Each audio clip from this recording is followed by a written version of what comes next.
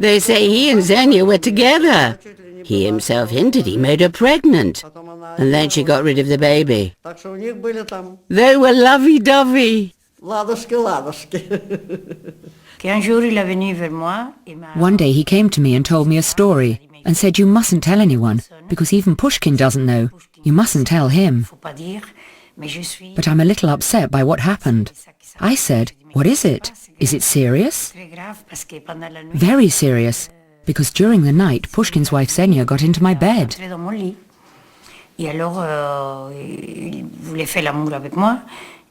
She made love with me, and I asked her why. And she said, because I want you to know this part of life which you don't know, and also I want you to feel like a man. And I couldn't imagine how a young boy would like to have the intimate relationship with a so old woman. Now I'm old. I understand that it could be, but at that time I couldn't imagine it.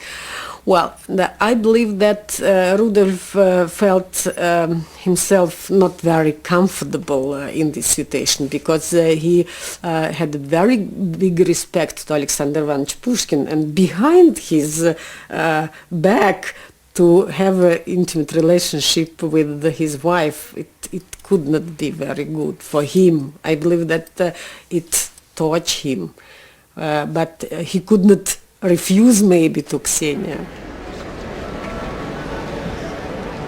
Inside the theatre, Nureyev had few friends. He was making his presence felt in a way that any ballet company would have found difficult, let alone one in communist Russia. In one performance of Don Quixote, he took exception to the baggy trousers tradition required him to wear. He thought tights would be more flattering. The trouble was, it was halfway through the performance. His partner was ready, but Nureyev was on strike in his dressing room, and the interval was going on and on forever. I said, why aren't they starting? Rudolf won't put his trousers on. What do you mean, no trousers? Yes, he says he's going to dance like everyone in the West, only in tights.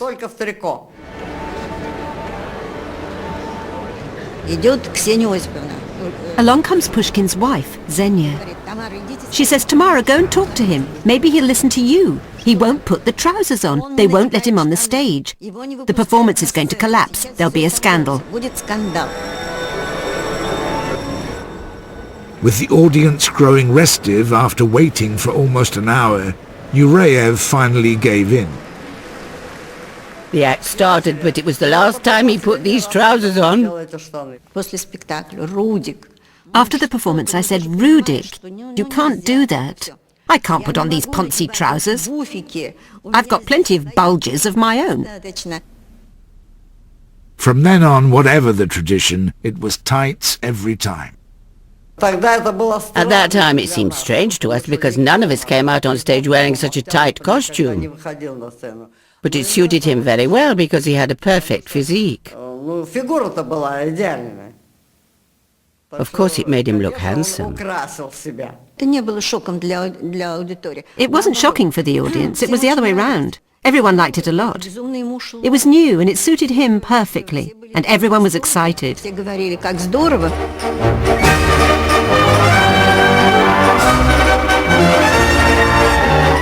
People, when they were sitting, they were leaning back because Rudy was almost passing through their faces. It was so exciting. I never ever saw something like that.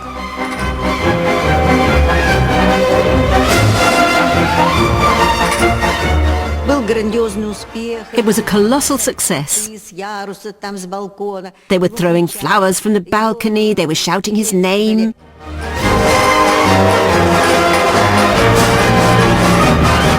From the balcony, flowers, flowers on stage. To do that at the Kirov Ballet, on the Mariinsky Theater, the ladies were having flowers under their skirt. You're not allowed to do that. To throw flowers on stage? No. I told him, Rudolf, if there are flowers lying on the stage, I'm not going to come out to do my variation. Tell them to throw the flowers onto the other side. By the time he came in El Kurgatkina was like this. You go there now, Rudy, and clean the stage, because I'm not going to step on those petals of pianists are everywhere. He didn't say nothing. He went this to the audience, and he started picking up the pianists. He come to the wing and said, now you go. Пришлось ему это все собрать. He had to pick them all up. He had a strong character. So did I. So we got along. Nell Kurgapkina always was the woman who have power, the woman who want revenge, the woman, you know, and this kind of situation very excites Rudy. He wants to compete with the lady what he's dancing.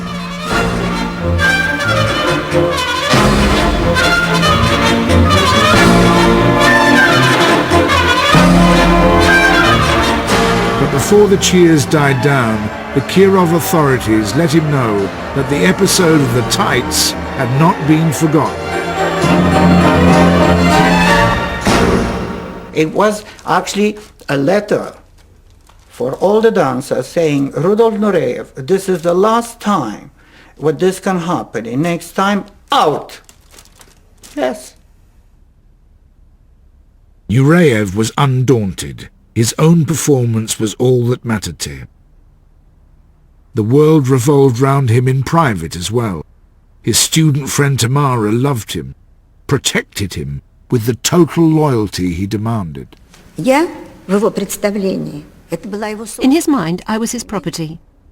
I come to the theatre and I'm talking to a young man, and Rudolf says, "How dare you? For a subject of mine, you're taking a liberty. What do you think you're doing? Quickly, pack up your stuff and let's go." And obediently, like a soldier, "Aye, aye, sir." And that's it. This poor, nice, educated, intelligent boy looks on and thinks to himself, what horror? Some yob comes in, raises his voice, and Madam gets up and traipses after him like a sheep. By this time, Menya Martinez had finished her training in Leningrad. She took the night sleeper to Moscow to fly home to Cuba. After their 2-year romance, Nureyev had told her he would come to see her off.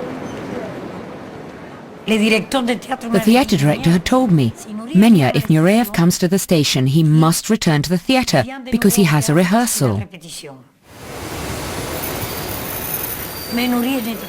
But Nureyev wasn't there. We looked and looked. Nureyev hadn't come. So when the train set off, I went to my carriage, and before going into my compartment, I saw someone coming out of the toilet, and it was him.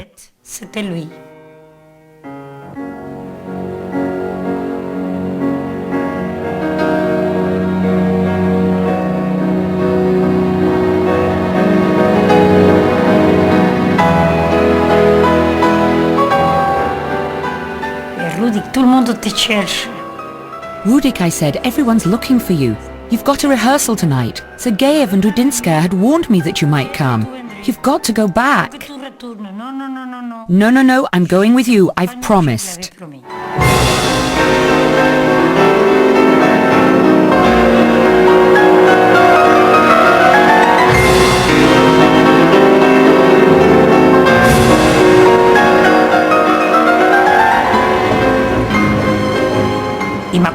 He was with me in the compartment, quite alone.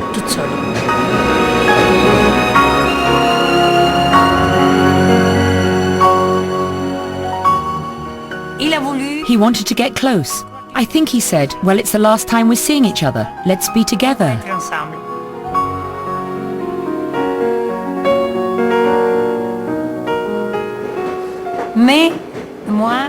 But I explained to him, look, we don't know if we'll see each other again one day. I think that up to now we've had a good friendship and we haven't done anything except kiss. So I think we should continue like that.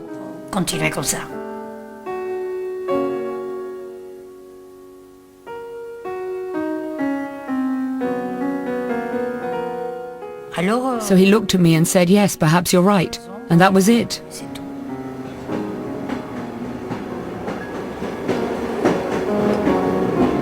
He cried a lot.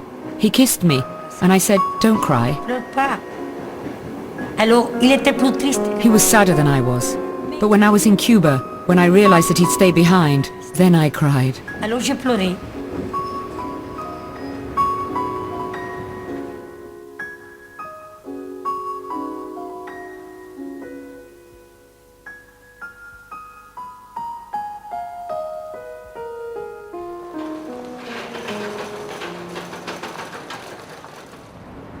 By now, Nureyev's talent had reached the ears of the Kremlin.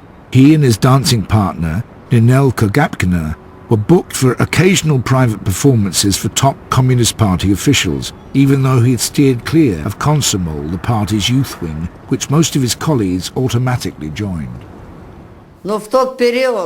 During that time when I was dancing with Rudik, we became very popular. We were invited to various venues, the Kremlin, and suddenly to the Dasha of Nikita Khrushchev. They were clearly numbered with the elite, rubbing shoulders with the composers Shostakovich and Khachaturian. There were little streams with bottles of champagne. There were pools with fishing rods there. There were barbecue stands. You could cook your own shashlik. In other words, it was a little Garden of Eden.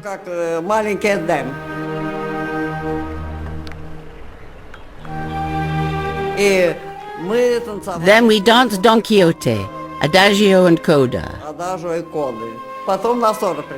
Once we'd finished, we were invited to the table, and I could see Nikita Sergeyevich looking at us with respect. Rudik was only young. He was probably 20.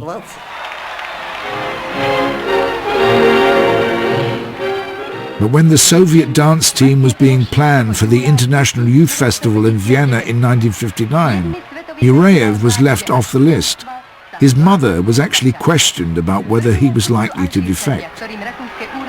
He pleaded his case, and in the end he was allowed to make his first foray to the West, in partnership with Kogapkina. Нелли Кургапкина – участница 2 всемирных фестивалей молодежи. Рудольф Нуреев впервые едет на фестиваль. На профессиональную сцену он пришел из художественной самодеятельности. But on the coach there, he and Kogapkina showed they were politically unreliable. We had with us the head of Komsomol, who said, "Everyone sing." We're quiet and everyone else is singing. When they stopped, he said, "Why aren't you singing?" "We don't want to," I replied. "We don't feel like it." "Everyone sings." "We don't feel like it." "Listen, you can't behave like this. You must do what everyone else is doing." And we're sitting there, not like everyone else. And when it's quiet and everyone's dozing off, me and Rudik suddenly start singing.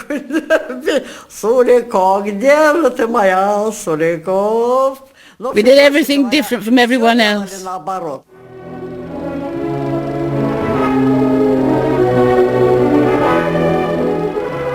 Nureyev was now one of the star attractions on the Kirov stage. This film of him dancing in the Soviet ballet Laurentia is one of several that have never been shown before.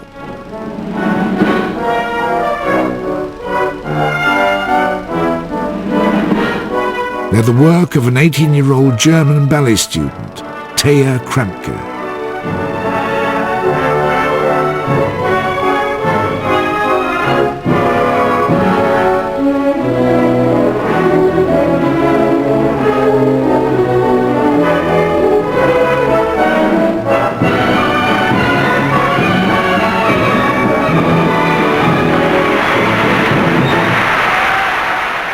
Taya filmed from a box beside the stage or surreptitiously from the stalls. Later, he would study the film with Nureyev to help him improve his technique.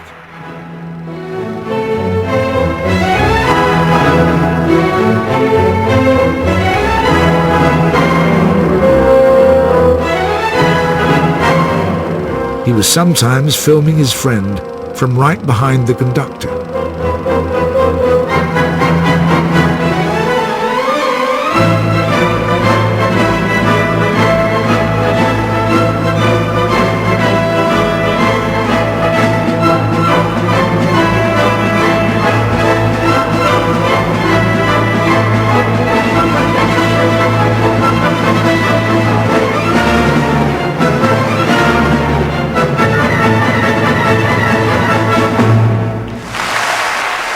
It was very close friendship, like brothers or like maybe more, you know.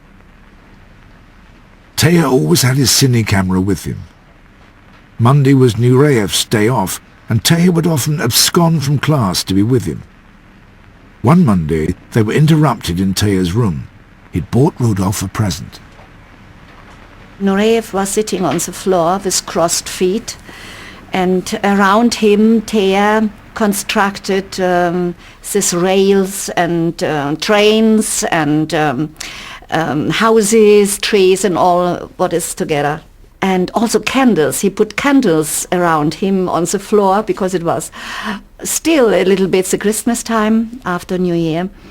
And he was so happy.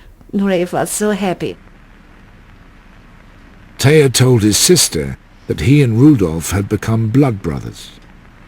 Rudolf and Teja wanted to seal their friendship. wird die Haut geritzt. The skin is cut and then their blood is mingled. Also aufeinander gelegt. Ich denke, es war eine übermütige... I think it was a reckless, emotionally intense minute or hour when they decided to do that. Oder Stunde, oder als man sich dazu entschlossen hat. In those days, no one talked about him as a bit odd or gay. Nobody said that because he was chasing me.